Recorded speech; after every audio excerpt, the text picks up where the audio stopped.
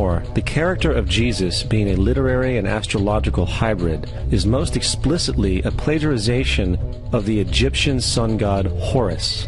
For example, inscribed about 3,500 years ago on the walls at the Temple of Luxor in Egypt are images of the Annunciation, the miracle conception, the birth, and the adoration of Horus.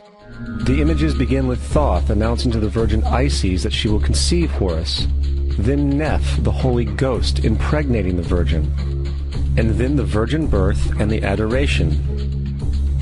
This is exactly the story of Jesus' miracle conception. In fact, the literary similarities between the Egyptian religion and the Christian religion are staggering.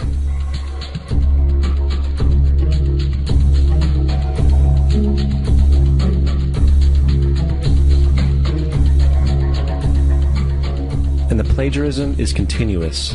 The story of Noah and Noah's Ark is taken directly from tradition.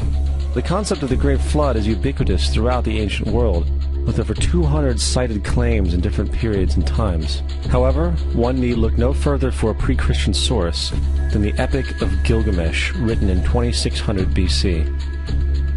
This story talks of a great flood commanded by God, an ark with saved animals upon it, and even the release and return of a dove, all held in common with the biblical story, among many other similarities. And then there is the plagiarized story of Moses. Upon Moses' birth, it is said that he was placed in a reed basket and set adrift in a river in order to avoid infanticide. He was later rescued by a daughter of royalty and raised by her as a prince.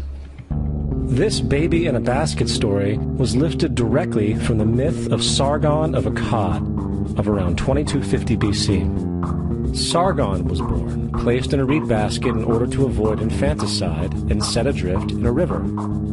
He was in turn rescued and raised by Aki, a royal midwife. Furthermore, Moses is known as the Lawgiver, the giver of the Ten Commandments, the Mosaic Law. However, the idea of a law being passed from God to a prophet up on a mountain is also a very old motif. Moses is just another lawgiver in a long line of lawgivers in mythological history. In India, Manu was the great lawgiver. In Crete, Minos ascended Mount Dicta, where Zeus gave him the sacred laws, while in Egypt there was Meses, who carried stone tablets and upon them the laws of God were written. Manu, Minos, Meses, Moses. And as far as the Ten Commandments, they are taken outright from spell 125 in the Egyptian Book of the Dead.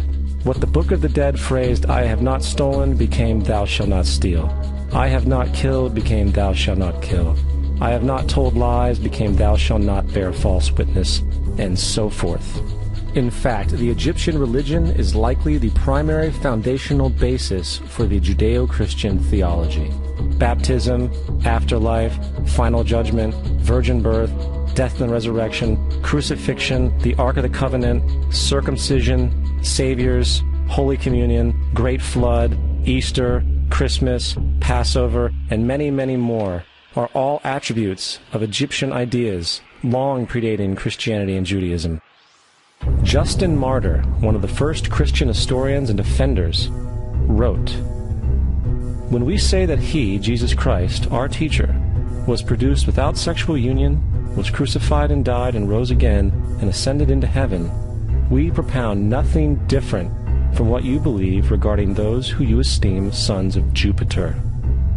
In a different writing, Justin Martyr said, "He was born of a virgin, except this in common with what you believe of Perseus." It's obvious that Justin and other early Christians knew how similar Christianity was to the pagan religions. However, Justin had a solution. As far as he was concerned, the devil did it. The devil had the foresight to come before Christ and create his characteristics in the pagan world.